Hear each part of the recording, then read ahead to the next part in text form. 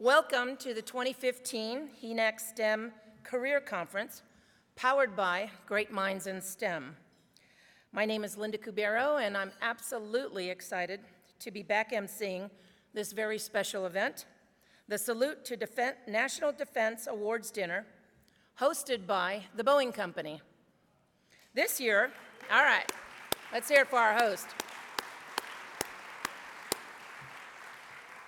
Now, normally every year for the past few years, I've had someone in uniform, a flag-ranked officer in uniform accompanying me, but this year I have a brand new partner, and what a partner he is. 2 years ago, Mr. Jose E. Sanchez became a member of the Senior Executive Service in the Army and serves as the Director of the United States Army Corps of Engineers Coastal and Hydraulics Laboratory. Jose is a past recipient of the HENAAC Civil Engineering Award, Distinction Award, and a longtime champion of Great Minds in STEM. Jose has been a civilian in the Army for 20 years. He was a research hydraulic engineer and conducted many studies on the nation's hydraulic structures, from navigation locks to hydropower dams. So he was paid to play with water. And sometimes he was paid to play with computers as well. How fun is that?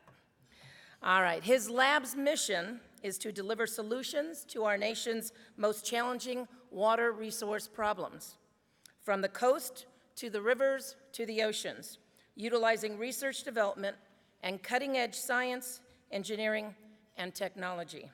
For sure, California knows how important water research really is.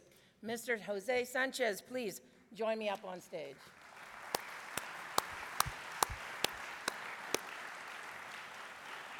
Thank you. Thank you, Linda.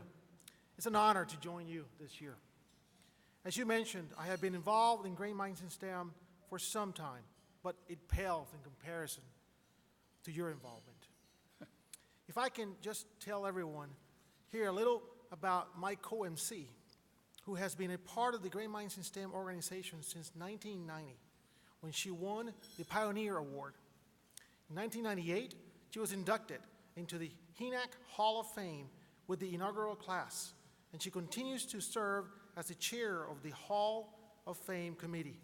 Currently, she's an employment specialist for the Wounded Warrior Project, where she helps wounded warrior transition from the military into civilian careers.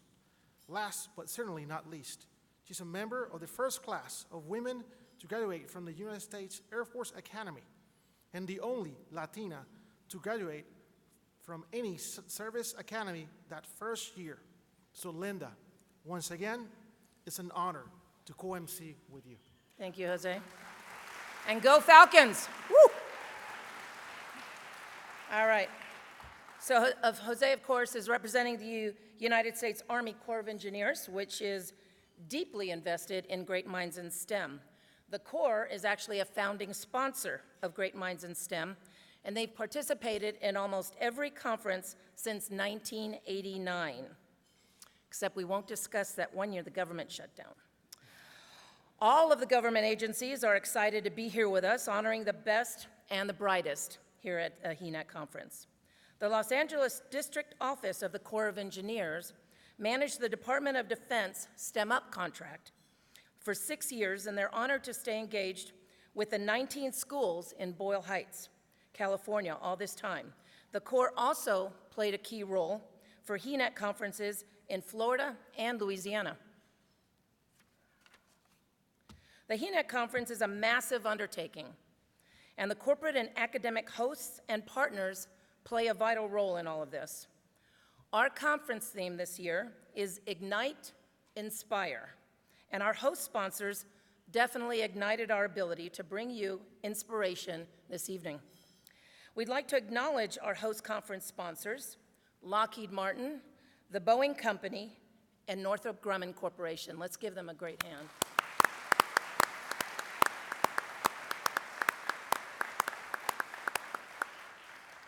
We'd also like to acknowledge our academic hosts, University of Southern California, the California State University System, and California State University, Los Angeles, and Our academic partners this year are East Los Angeles College, Pasadena City College, California State University, Long Beach, and University of California, Irvine. Let's give our academic hosts and partners a great round of applause.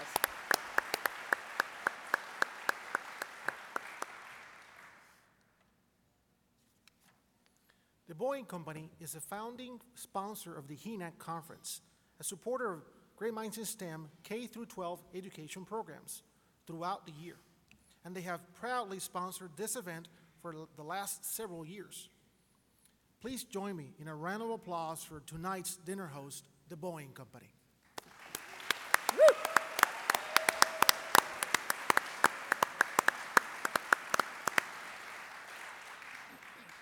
This event is special because it's always the first professional awards event of the HENAAC Conference, and that's by design.